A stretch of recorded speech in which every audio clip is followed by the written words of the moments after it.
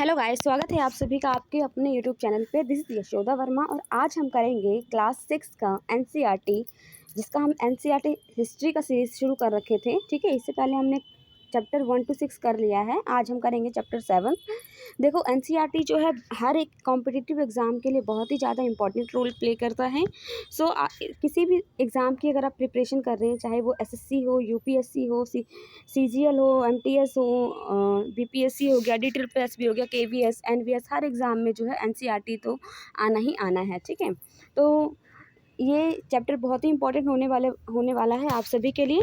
तो एक बार आप इसे सुन लीजिएगा। ठीक है, एक बार आप इसे सुन लीजिएगा तो आपको एनसीईआरटी रीड करने की बिल्कुल भी ज़रूरत नहीं पड़ेगी।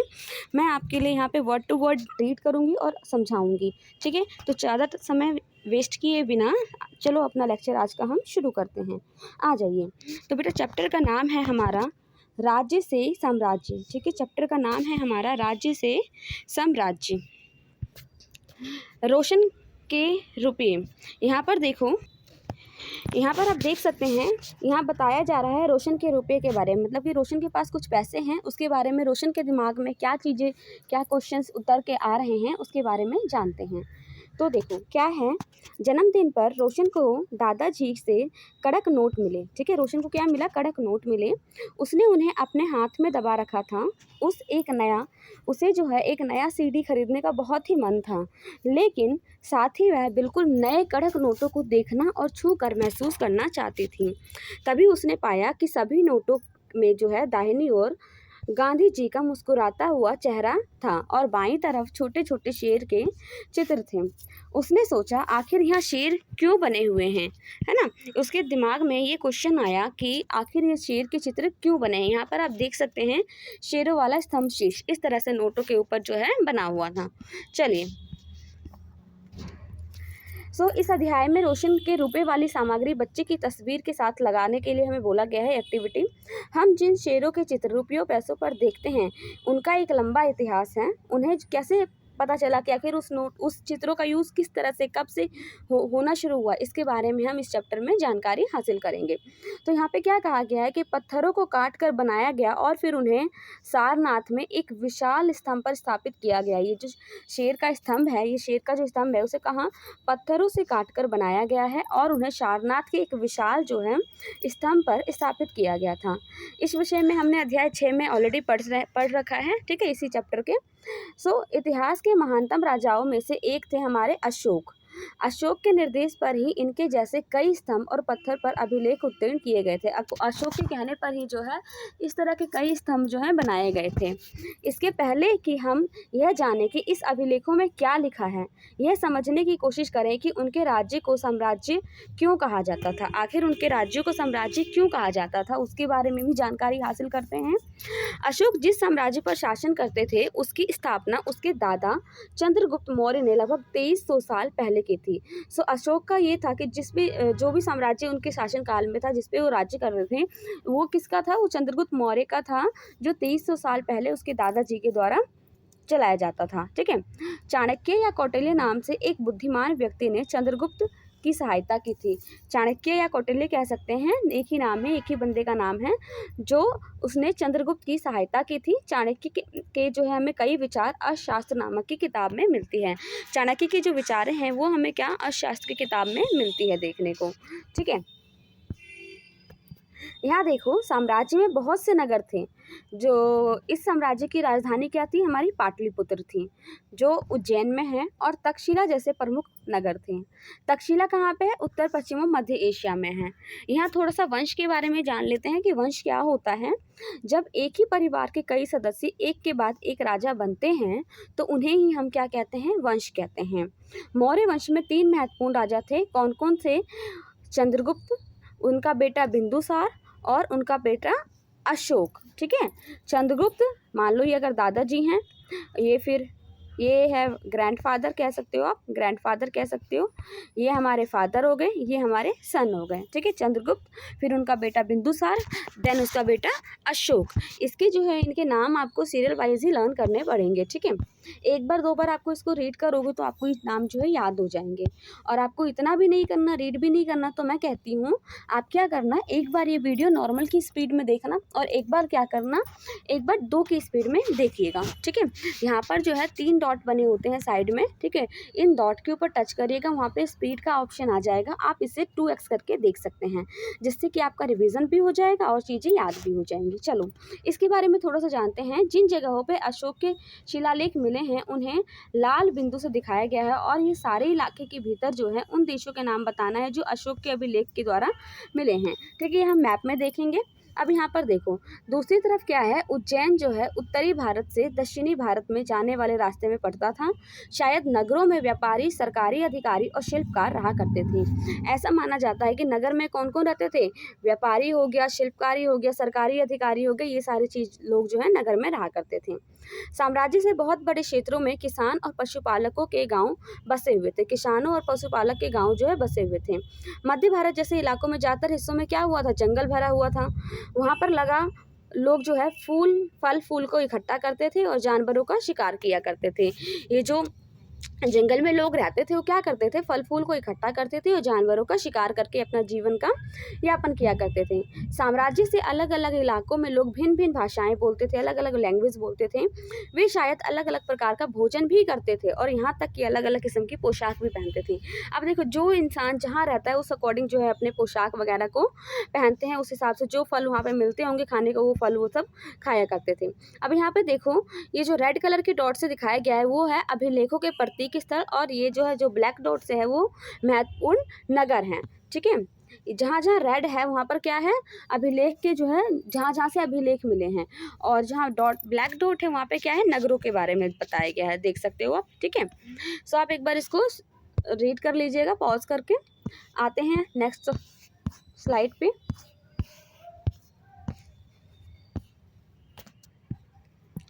देखो नेक्स्ट स्लाइड पे क्या है, राज्य साम्राज्य से कैसे भिन्न थे। अब देखो राज्य और साम्राज्य में क्या डिफरेंट है वो हम जानेंगे, ठीक है। यहाँ क्या जानेंगे, राज्य और साम्राज्य में क्या डिफरेंट है उसके बारे में हम जानेंगे।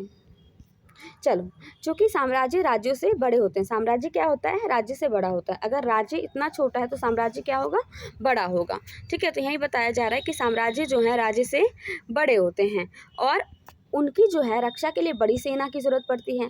अगर साम्राज्य मान लो बड़ा होगा तो उनकी रक्षा एक अकेला पर्सन नहीं कर पाएगा, है ना। उसके लिए उनको क्या करना पड़ेगा, सेना का जुगाड़ करना पड़ेगा। इसलिए सम्राटों को राजाओं की तुलना में ज़्यादा संसाधन की ज़रूरत होती थी, इसलिए उन्हें क्या चाहिए, ज़्यादा चीज़ें चाहिए। इसी कारण उन्हें क्या, बड़ी संख्या में कर इकट्ठा करना पड़ता था ताकि वो अधिकारियों को वेतन दे सकें। अब देखो ज़्यादा लोग रखेंगे तो उनको वेतन भी तो देना पड़ेगा। अब वेतन कहाँ से देंगे, गिफ्ट के भरोसे तो रहेंगे नहीं कि हाँ भाई जनता द्वारा जो गिफ्ट दिया जाएगा उसी से वेतन दे दें, नहीं। तो इसलिए वो क्या करते थे, कर लगाते थे। सो साम्राज्य का प्रशासन कैसे चलता था उसके बारे में जानते हैं।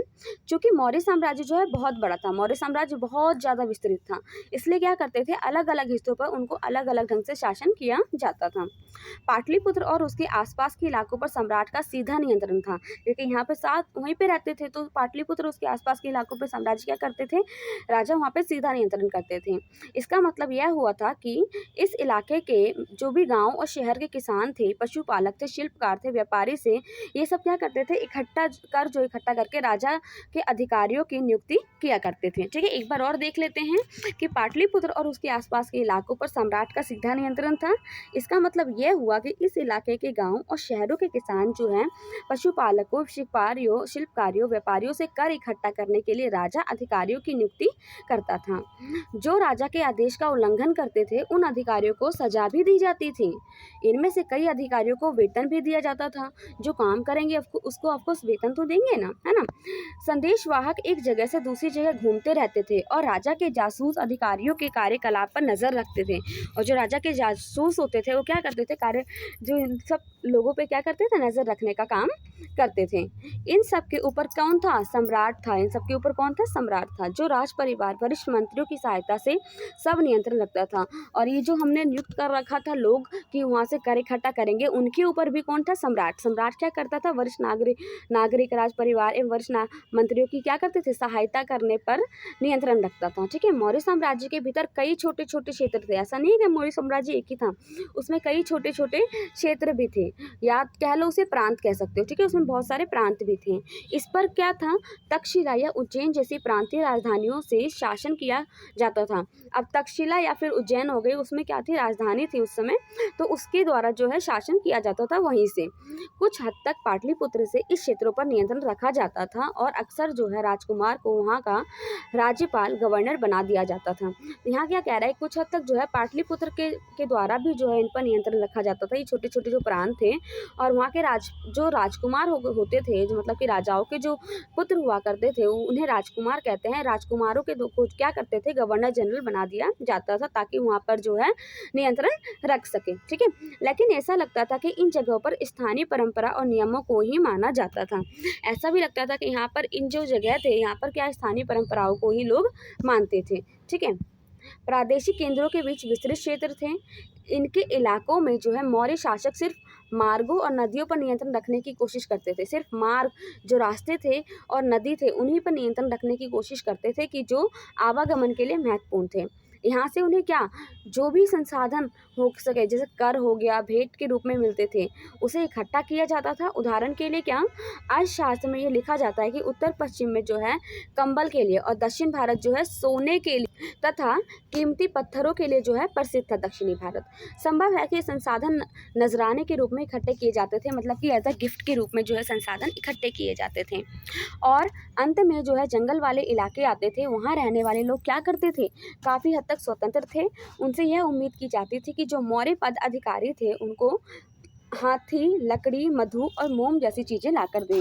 जैसे हाथी, जो उस समय क्या था, जिनके पास हाथी घोड़ा ज़्यादा हुआ करते थे, वो लोग ज़्यादा ताकतवर माने जाते थे। तो इसलिए ये उम्मीद की जाती थी जंगल में रहने वाले लोगों से कि वो क्या करें, हाथी दे, लकड़ी दे, मधु एक पीने वाला पदार्थ होता है, या फिर शहद तैयार ले सकते हैं, शहद और मोम जैसी चीज़ें जो हैं दे लाकर सरकार को दे, मतलब कि राजा को दे।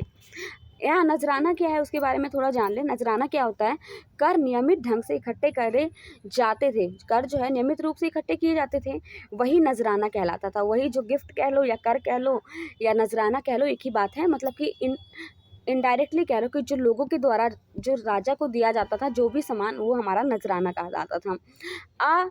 नियमित रूप से जब भी संभव हो इकट्ठा किया जाता था। ऐसे नजराने विविध पदार्थों के रूप में प्राय ऐसे लोगों से लिए जाते थे जो स्वेच्छा से इसे देते थे, ठीक है। जो इच्छा से, अपनी इच्छा से देना चाहते थे, उसे कभी भी ले लिया जाता था। अब राजधानी का सम्राट कौन था, अब इसके बारे में जानते हैं। राजधानी में सम्राट कौन थे और कैसे बनते थे। मेगस्थनीज जो थे चंद्रगुप्त के दरबार में पश्चिम एशिया के जो है यूनानी राजा सेल्यूकस निकेटर का जो है राजदूत था। मेगस्थनीज ने जो कुछ देखा उसका विवरण दिया गया है। यहाँ हम उसके विवरण का एक अंग देख रहे हैं। सम्राट का जनता के सामने आने के अवसरों पर शोभा यात्रा के रूप में जश्न मनाया जाता था। उन्हें एक सोने की पालकी में लाया जाता था। सम्राट को उनके अंगरक्षक जो होते थे सोने चांदी से अलंकृत हाथियों पर सवार रहते थे। कुछ अंगरक्षक जो है पेड़ों को लेकर चलते थे। इन पेड़ों पर क्या, प्रशिक्षित तोतों का एक झुंड रहता था जो सम्राट के सिर के चारों तरफ चक्कर लगाता रहता था। इन्हें क्या ट्रेनिंग दी जाती थी इन तोतों को। राजा क्या करते थे, सामान्य हथियारबंद महिलाओं से घिरे होते थे। मतलब कि महिलाएं होती थी चारों साइड, उन सबके पास क्या होते थे, हथियार होते थे। वे हमेशा इस बात से डरे रहते थे कि कहीं कोई उनकी हत्या करने की कोशिश ना करे। उनके खाना खाने से पहले खास नौकर उस खाने को चखते थे। वे लगातार 2 रात एक ही कमरे में नहीं सोते थे। क्यों? क्योंकि उन्हें डर रहता था कहीं उनकी कोई हत्या ना कर दें। और पाटलिपुत्र जो थे, अभी के टाइम में उसे हम पटना कहते हैं, यह एक विशाल और खूबसूरत नगर था उस समय। एक विशाल प्राचीन से घिरा है जिसमें क्या 570 बुर्ज और 64 द्वार थे। 2 और 3 मंजिले वाले घर थे, लकड़ी और कच्ची ईंटों से बने थे। राजा का महल भी कांच से बना होता था जिसे पत्थर की नक्काशी से क्या अलंकृत किया जाता था, मतलब कि सजाया जाता था। ये चारों तरफ से उद्यानों और चिड़ियों के लिए बने बसेरों से घिरा हुआ करता था।